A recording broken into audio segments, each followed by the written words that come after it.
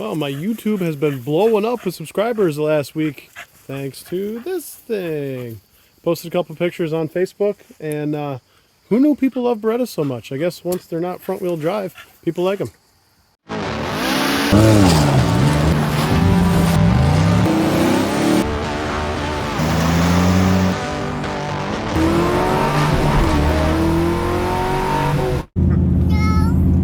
We're off to PA to go to the race, pick up the Beretta. Got this nice AC truck. I've been sweating balls all morning because it's muggy as a mother. Got like a 5-hour drive ahead of us. We're packed to the friggin' gills. It's probably a good thing this thing's a 3/4 ton because we might be overweight. Stay tuned. 8.1 in its natural habitat. I just got 12.7 miles a gallon though. Nice! This is exactly why I like that 2-wheel drive low range that I did. Makes it easy to back a trailer up the hill here and get it in the spot where I need it. Dropping this off until Sunday. That's when I get the Beretta. We'll be doing race stuff before then.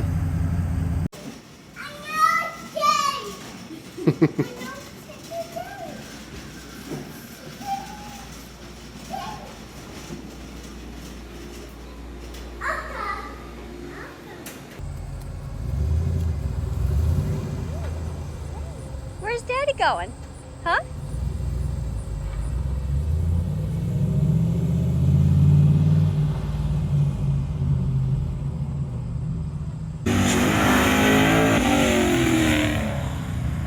I guess we'll see if this thing starts on its own. Drive out of the weeds.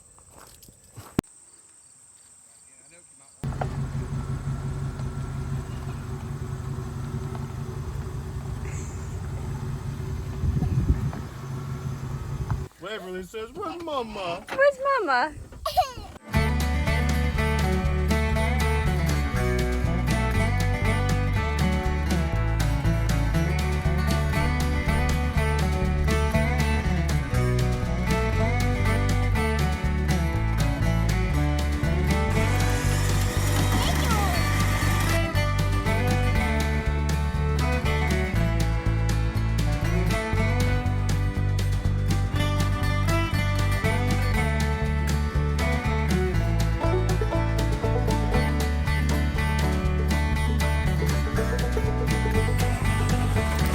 Headed home with a new pride and joy here.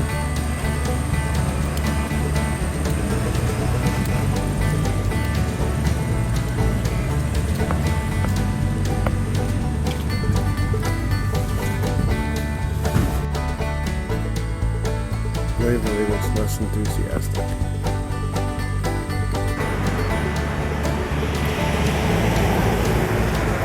This thing is amazingly clean for a PA car. It's been sitting in a field for like 4 or 5 years. So 4 years anyway. Yeah, it's clean. Really good. All the spots that are usually shitty are mint. It does have the water leak. Just gonna have to fix that, but they all do.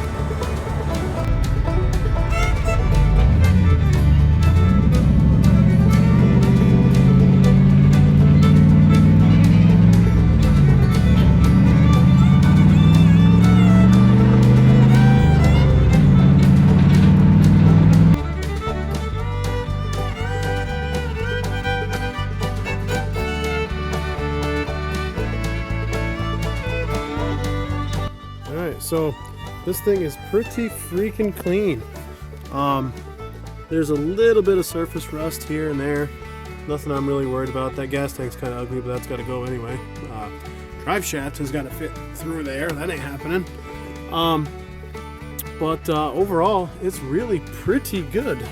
You know, some mold to clean up from that water leak and whatnot. I may be able to actually make these seats work, I was thinking.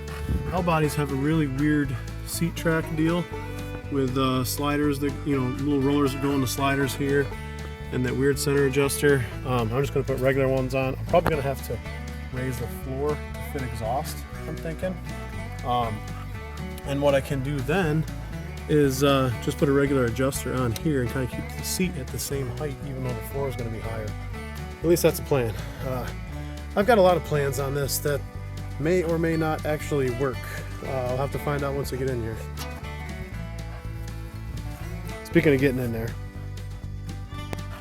yeah, I mean, like bottom of the doors, all that stuff. It really looks good, especially for $500. That's all I had to give for this thing. Should be a really nice project car. Oh, Tank made himself at home. Sweet new hot rod. So a lot of people have been asking how to actually make this work, and I have a lot of theories. We'll see once we get in there how it actually goes together. So there's plenty of room between the strut towers for the LS. The brakes here are going to be a huge problem, so that's going to be remedied by yanking all that stuff right out and using reverse mount pedals from Willwood. And so the master cylinder and the brake master cylinder and clutch master cylinder will both be underneath the dash, pointing back at me. That'll free up a ton of room. The HVAC stuff has to go in order for the engine to fit. The radiator fan and stuff has to be moved over here to be a pusher instead of a puller, which isn't ideal, but we'll make it work. I love these solid grills and the way that they look, but I may even change that out just to get a little bit more airflow. I took some measurements to see if I can make a truck radiator fit in here, because especially if I'm doing burnouts and drifting and stuff, a 3.1 radiator is not going to cut it with a 4.8 spinning a bunch of RPM. But front suspension, Berettas are, let's see if you can see in here, Berettas are rear steer with a steering rack on the firewall. I guess you can kind of see that. And what I'm going to have to do is convert it to front steer with a steering rack in front of the oil sump on the subframe here. So right about where the oil pan is for the front wheel drive is probably about where my steering rack is going to end up, underneath the front part of the oil pan on the LS. In the back here, I kind of already went over my plan with my other Beretta, how that would work. These 96s, 95 and 96, are a little different than the 88 to 94 Berettas. And these have the coil spring pretty much directly in line with the center line of the wheel, which ain't gonna work. But what I'll probably do is just take the spring perch here and move that forward where the 94 style is, and that way I can still have a decently long spring and some suspension travel forward of the axle center line, because with a live axle, tube's gonna be in the way.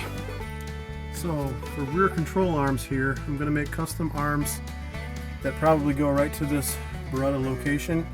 That'll be about 15-inch lower control arm. I'll have to do some suspension geometry figuring, but there is room to drill some spot welds and move it forward a little bit if I need to, especially once this gas tank's out of here. So right down through where the exhaust goes now, I can turn into a drive shaft tunnel. Like I said, what I'm thinking of doing is taking this whole floor and moving it up probably 3 inches. And when I do that, this exhaust tunnel should be tall enough for a drive shaft and a torque arm underneath it, because I'm thinking I'm going to do a torque arm underneath the snout of the pinion on the Ford 88 and hook it to my custom trans-cross member that I'm going to have to make. I took a couple measurements by the back here too, so I'm obviously going to have to cut out the spare tire well, but when I do that, it's going to be a little bit taller than the floor of the trunk now, but it looks like I can use a 2000 two-door Chevy Blazer fuel tank, which is like $90, reuse the sending unit and stuff that I've already got from my off-roader once that dies, and it looks like a decent fuel tank that's not some cheap China fuel cell that I don't know if I trust, that sort of thing. And I can use an in-tank pump instead of like an inline. I mean, there is a little bit of ugly here and there, but I think this will definitely work for what I'm doing. Being an OBD2 car, this is all stock exhaust. I wonder if this cat's worth anything. I'll have to find out. I'm gonna part out some stuff with this too. I got a buddy who needs the passenger side axle bar as a spare. He's doing drag week here this week, so I got to get that thing out of here. I already sold the shifter plate for the automatic because I ain't gonna need that. And Berettas from 88 to 93, the multi-port motors. Need some of the 3100 SFI stuff in order to swap in a 3.4 SFI 3400 like I had in my last one. So I'm gonna save that stuff as like a swap kit, and probably some of the OBD2 stuff, since you know, that's one way to tune these ECMs. And there's only 1 year of Berettas that were OBD2 since I stopped making them in '96. So there's a few little things here and there that probably have a little bit of value. And by the time I sell some stuff off it and scrap the cat, $500, I mean, I might be into this thing for free by the time all's said and done. So the paint, once you get it close, is not great. I mean, it's been sitting outside for 4 years at a junkyard, basically. It does, like if you rub it on the metal, it does sort of clean up. I think that stuff will be all right. The urethane stuff here, though, that's got, like, you can see that in there, it's got some cracking and stuff, so it ain't the greatest. But the beautiful thing about white is it's easy to make it look pretty good. These little chips here and stuff like that, they'll be easy to just sort of patch up and they'll basically disappear.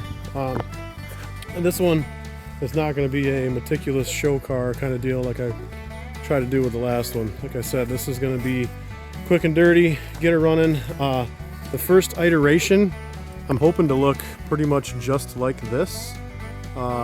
Make it look as stock as possible. I've got an idea for the 5x100 bolt pattern to keep it. But once I get it running and driving and stuff, like I said, I think I can have this thing all done and driving, rear wheel drive, LS 5-speed for $5,000. And once it's done and driving, I'm happy with suspension geometry and some of that sort of stuff. I mean, I'm sure I'll be redoing some of that.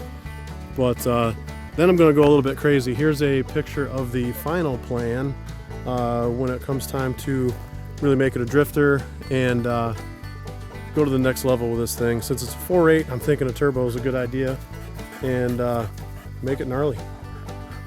Oh, and I will cut in a picture of my first car.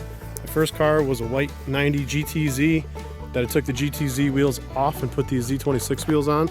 So it looks remarkably similar to my first car in high school.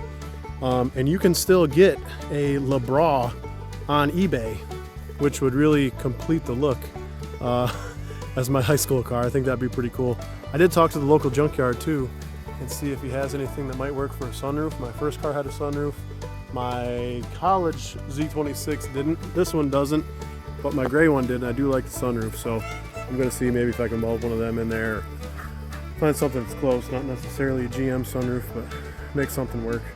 Okay, in case you're one of the new subscribers to the channel, here is the 4.8 with the LS2 intake manifold that I made drive by cable to work with a 99 harness this 4.8 came with.